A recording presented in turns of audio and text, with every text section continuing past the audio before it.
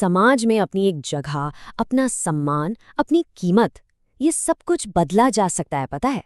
आज हम कुछ ऐसे पावरफुल प्रिंसिपल्स को समझने वाले हैं जो ये तय करते हैं कि लोग हमारे साथ कैसा बर्ताव करेंगे। तो चलिए शुरू करते हैं। कभी ऐसा लगा है कि आप कमरे में तो हैं पर किसी को दिखाई ही नहीं दे रहे? मतलब आपकी बातों का, आपकी मौजूदगी का कोई वजन ही नहीं है। अगर लोग आपको लगातार नजरअंदाज कर रहे हैं या हल्के में ले रहे हैं तो ये चर्चा आपके लिए ही है। तो फिर इसका सल्यूशन क्या है?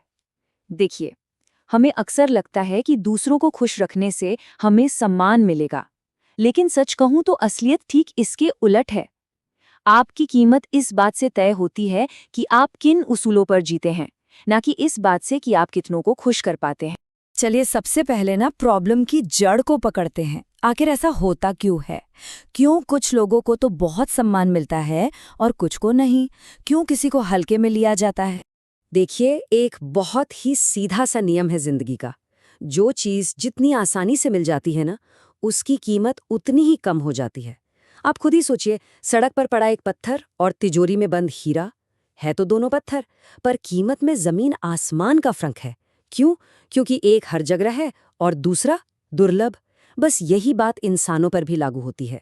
जब कोई हर किसी के लिए हर वक्त मौजूद रहता है, तो अनजाने में ही वो अपनी कीमत गिरा देता है। तो चलिए अब उन आदतों की पहचान करते हैं जो धीरे धीरे हमारी कीमत कम कर रही हैं।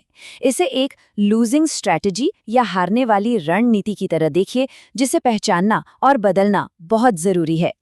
यहाँ देखिए, दो रास्ते बिल्कुल साफ नजर आ रहे हैं। एक तरफ है सबको खुश करने की कोशिश, जो असल में एक तरह की गुलामी ही है, और दूसरी तरफ है जीतने वाली रणनीति, अपने उसूलों पर जीना। जब आप अपने सिद्धांतों को सबसे ऊपर रखते हैं ना, तो आप अपनी जिंदगी के मालिक बन जाते हैं।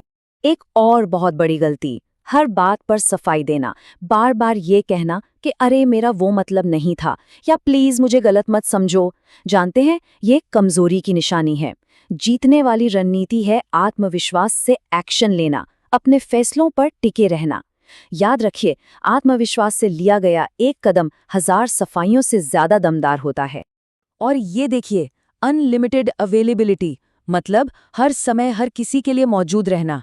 सोचिए, अगर कोई एक बार बुलाए और आप 4 बार हाजिर हो जाएं, तो क्या होगा? आपकी कीमत अपने आप कम हो जाएगी। इसीलिए अपनी मौजूदगी को खास बनाइए, थोड़ा कम उपलब्ध रहिए। लोग आपकी मौजूदगी की कीमत तभी समझेंगे जब उन्हें आपकी गैर मौजूदगी का एहसास होगा।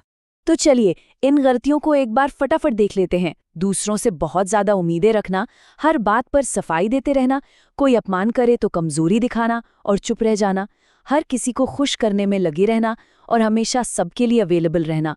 ये सारी आदतें मिलकर आपकी वैल्यू कम करती हैं और आपको बस भीड़ का एक हिस्सा बनाकर रख देती हैं। ठीक है, तो हमने प्रॉब्लम की जड़ तो समझ ली। अब आते हैं सॉल्यूशन पर। अब हम बात करेंगे एक नए कोड ऑफ कंडक्ट की, मतलब वैल्यू और सम्मान पाने के नए नियमों की। इसमें सबसे शक्तिशाली नियम है मिरर प्रिंसिपल, यानी आईने का सिद्धांत।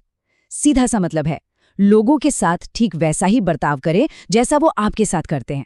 अब इसका मतलब लड़ाई झगड़ा करना नहीं है, इसका मतलब है अपनी बाउंड्री सेट करना। कोई सम्मान दे तो आप दुगना सम्मान दीजिए, लेकिन अगर कोई अहंकार दिखाए तो उसे उसी की भाषा में जवाब देना भी जरूरी है, ताकि उसे अपनी हदें पता चले। तो ये हैं वो 3 नए नियम जिन्हें अपनाना है। नंबर 1, अपने उसूलों पर जिए। चाहे कोई कितना भी दबाव डाले, अपने कोड के खिलाफ कभी मत जाइए। नंबर 2, अपनी कमी पैदा करें, मतलब कम उपलब्ध रहें ताकि लोग आपकी गैर मौजूदगी को महसूस करें और आपकी मौजूदगी को वैल्यू दें। और नंबर 3, सिर्फ हकदार की मदद करें। अपनी मदद और सलाह सिर्फ उन्हें ही दें जो इसे समझेंगे और इसकी कद्र करेंगे। ये कहावत बिल्कुल सटीक बैठती है। मदद उसकी करो जो इसका हकदार हो, सलाह उसे दो जो इसे समझेगा। किसी मूर्ख को सिखाने की कोशिश कभी मत करो। देखिए, जब आप किसी नासमझ या नाकद्र इंसान पर अपनी एनर्जी लगाते हैं ना, तो वो उसे आपकी अच्छाई नहीं बल्कि आपकी कमजोरी समझता है। इसलिए अपना कीमती वक्त और सलाह सही लोगों के लिए बचाकर रखिए। अब देखिए, ये सारे नियम तभी काम करेंगे जब अंदर से एक बड़ा बदलाव आएगा। तो चलिए, अब सिर्फ बाहरी एक्शन की बात नहीं करते, अब बात करते हैं उस किंग्स माइंडसेट की, यानी एक राजा की मानसिकता की, जो इन बदलावों को आपकी आदत बना देगी। तो आखिर ये किंग्स माइंडसेट है क्या? ये एक ऐसी सोच है, एक ऐसी अवस्था है जहां आपके काम, आपके फैसले किसी और की मंजूरी पर निर्भर नहीं करते। वो आपके अपने उसूलों और आपके आत्मसम्मान से निकलते हैं। मतलब आप अपनी जिंदगी के मालिक खुद हैं। इस फर्क को जरा ध्यान से समझिए। एक तरफ है भिखारी की मानसिकता, जो हमेशा दूसरों से मंजूरी, दूसरों से वैलिडेशन चाहती है। वो इस बात की चिंता करती है कि दूसरे क्या सोचेंगे।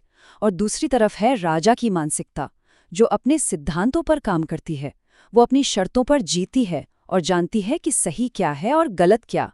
एक गुलाम जैसा महसूस करता है, दूसरा अपनी जिंदगी का शासक। और यही सबसे जरूरी बात है। लोग आपके साथ राजा जैसा बर्ताव तभी करेंगे जब आप खुद को एक राजा की तरह देखना शुरू करेंगे। दुनिया आपके साथ वैसा ही व्यवहार करती है जैसा आप खुद अपने साथ करते हैं। जब तक आप खुद अपनी इज्जत नहीं करेंगे, कोई और क्यों करेगा? आपकी बाहरी दुनिया तो बस आपके अंदर की दुनिया का एक आईना है। तो अब हम इस पूरी चर्चा के सबसे जरूरी मोड़ पर आ गए हैं। ये सिर्फ कुछ टिप्स या ट्रिक्स नहीं है, ये एक चुनाव है, एक फैसला। ये फैसला कि आप अपनी जिंदगी को कैसे जीना चाहते हैं। तो खुद से एक सवाल कीजिए, जब लोग आपको देखते हैं तो उन्हें क्या नजर आता है? एक ऐसा इंसान जो हमेशा दूसरों के हिसाब से चलता है, या एक ऐसा इंसान जिसके अपने नियम हैं, अपने उसूल हैं? एक गुलाम या एक राजा?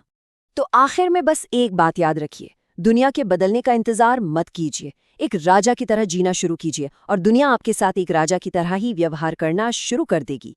ये आपकी जिंदगी है, तो नियम भी आपके ही होने चाहिए।